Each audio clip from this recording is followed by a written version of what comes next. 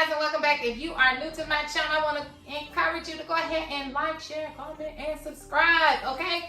To all my beautiful wildflowers, hey! I hope you guys have been doing well. If you watched my short today, I told you guys I was going to be uploading a story time for you guys, and although it is engulfed in some pain, I am going to do this for you guys. I told you some odd months ago when I did a story time when I was in high school, and I was Joanne the Scammer. Honey, I had on this shirt right here, and I said I was going to do a story time about my stepfather. So this video is going to talk about how I found out what happened to my stepfather.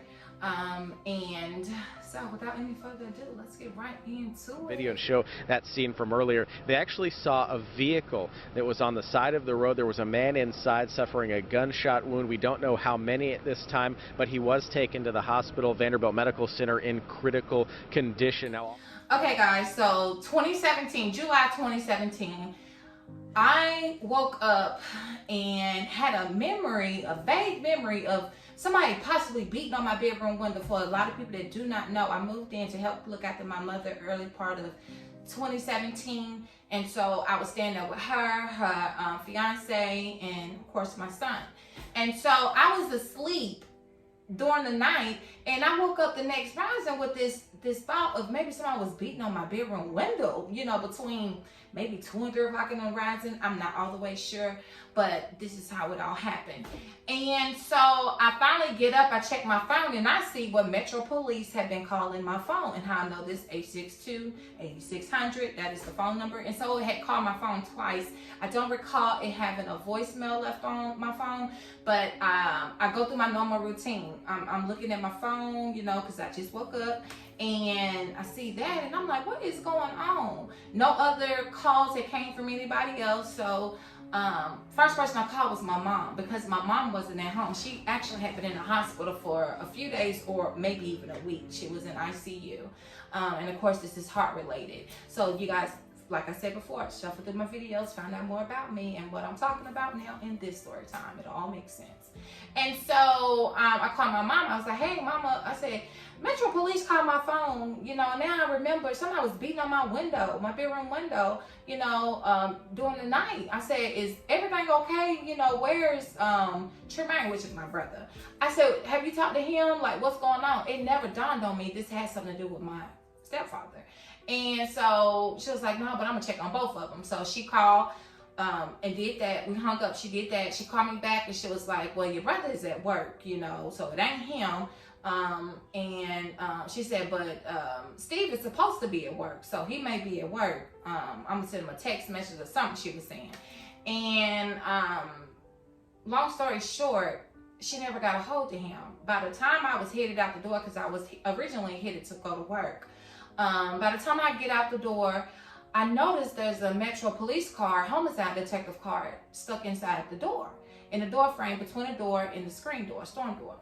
And so I take the card, so I go to my car, and now I see both a homicide detective card inside of my car door and a chaplain card in the door. So now I'm freaking out. I can't breathe. You know, anything that you can think of that happens when you're getting ready to have a panic attack started happening to me.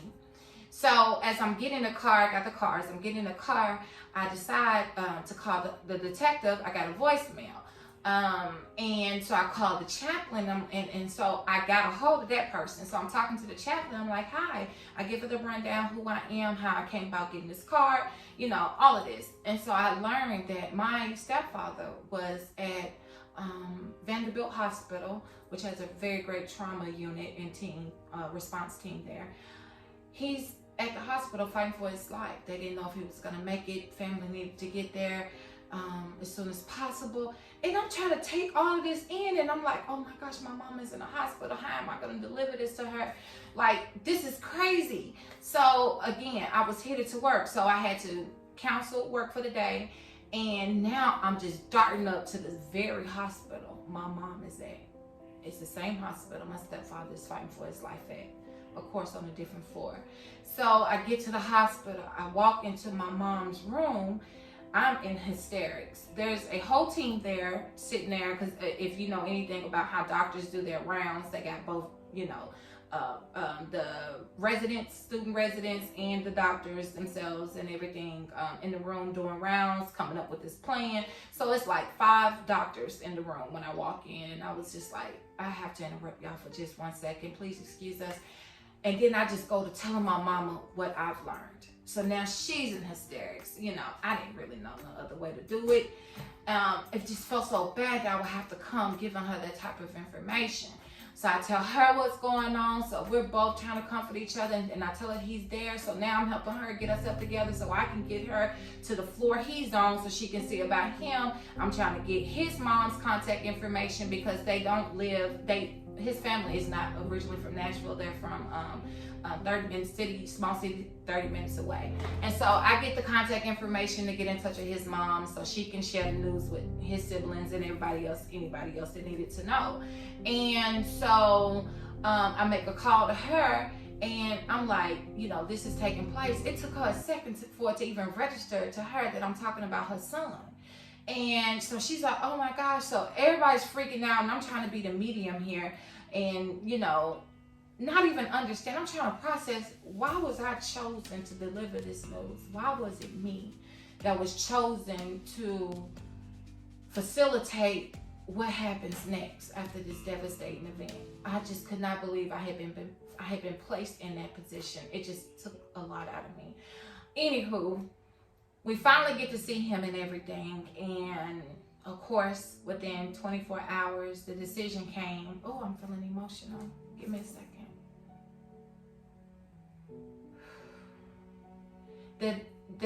It came a time to make a decision on what to do. And for, you know, personal reasons, I won't go into all the things that took place. But his family made a decision to unplug him.